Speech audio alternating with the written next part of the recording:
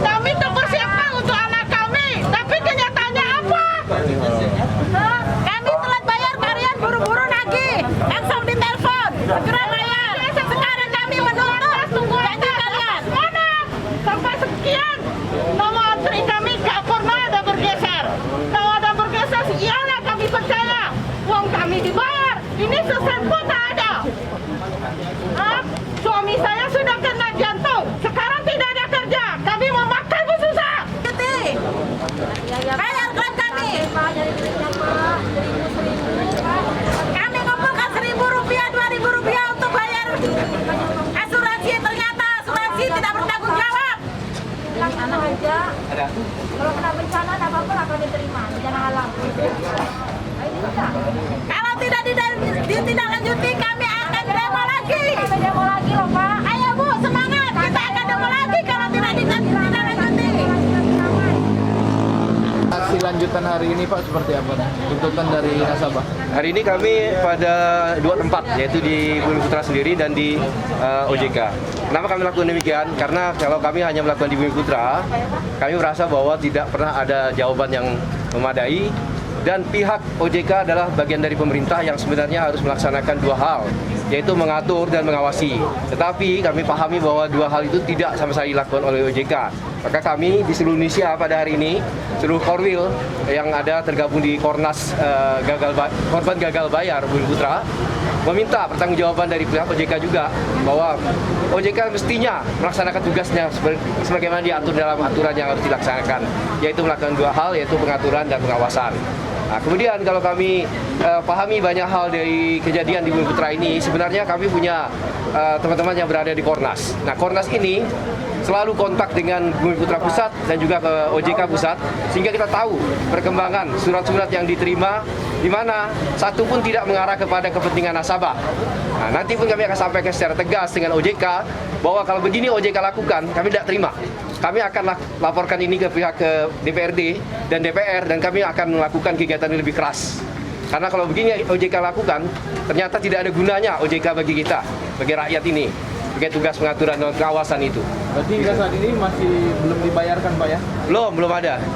Nggak salah saya, di anggota saya ada 120 orang itu satu pun belum ada yang dibayar. Dan ini aksi kami ini sudah kurang lebih 6 bulan ini dilakukan. Dari seluruhnya ini kurang lebih 8 bulan yang kami sudah siapkan. Jadi sebenarnya sudah cukup lama, tapi tidak pernah ada titik terangnya. Jadi kami dalam hal ini sebenarnya sudah hampir frustasi, tapi kami merasa bahwa kalau kami tidak lakukan apa-apa, kami membiarkan keadaan ini atau kezaliman ini. Karena setahu saya, menurut laporan dari pihak Bumi Putra sendiri, ada sekitar 5.000 orang yang sudah selesai atau outstanding dari polisnya di BP ini pada akhir 2019. Sekarang ini sudah akhir 2020 ya, berarti ya setahun lalu. Itu ada 5.000 orang. Bapak bisa bayangkan, yang hadir di sini kami cuma berapa orang? Ya, dari 120 orang kami yang hadir di sini kurang lebih 30 orang. Kemudian yang ada ini ada 5.000 orang, kemana mereka? Berarti mereka tidak peduli dengan uang mereka. Kami peduli karena kami melarat. Kami orang susah. Seperti dikatakan tadi, saya hampir nangis Pak, karena saya juga meminta satu kata di sana yang disampaikan oleh Pak Sunarso dalam doa itu. Apa yang saya katakan? Tolong Pak Narso tulis Pak Narso di sana bahwa uang yang kami sedikit itu kami gunakan untuk modal kami usaha. Ya, bukan hanya untuk anak-anak ibu yang sekolah yang ternyata tidak bisa masuk ke perguruan tinggi yang sudah dijanjikan 17 tahun, isinya kosong, bohong semuanya. Nah, kami punya dua tua ini Pak, saya sudah pensiun. Berharap uang saya yang tidak banyak itu bisa saya gunakan untuk usaha. Tapi yang terjadi apa? Saya pinjam dengan orang pun tidak dikasih pinjaman karena semua orang sedang susah. Yang ada uang kami di sini itu tidak bisa kami ambil. Jadi apa maksudnya ini kan? Kami merasa kecewa dibuat begini. Seperti itu Pak. Punya Bapak sendiri nilainya berapa Pak? Kalau nilai saya tidak besar Pak, 83 juta.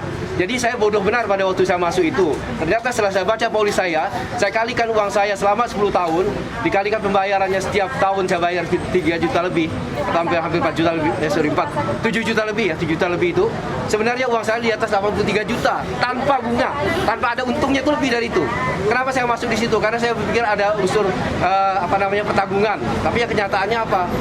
Ya, kenyataannya uangnya tidak bisa keluar sama sekali. Jadi ini mengecewakan. Dan teman-teman saya banyak juga yang premi tunggal. Premi tunggal itu bayarnya 1 kali, 5 tahun kemudian dibayar katanya mencapai 130 juta. Tapi nol, kan kasihan. Kami ini untuk usaha aja nggak bisa. Apa maksud kami seperti ini? Percuma kami jadinya. Berarti bisa dikatakan Bumi Putra ini melakukan penipuan, Pak? Saya katakan begitu, penggelapan. Kalau saya katakan penggelapan, karena saya tidak bisa mengatakan bahwa Bumi Putra melakukan perampokan, karena kata perampok, kata menggelapkan itu beda, tetapi tindakan pidananya sama sebetulnya. Maka saya mengatakan kata penggelapan. Boleh teman-teman dari Bumi Putra tidak suka dengan kata itu, boleh berdebat dengan saya, karena saya paham dengan arti kata ini. Jadi saya mengajak teman-teman jangan kita tulis kata merampok, tapi kita tulis penggelapan, karena aspek hukum pidananya sama.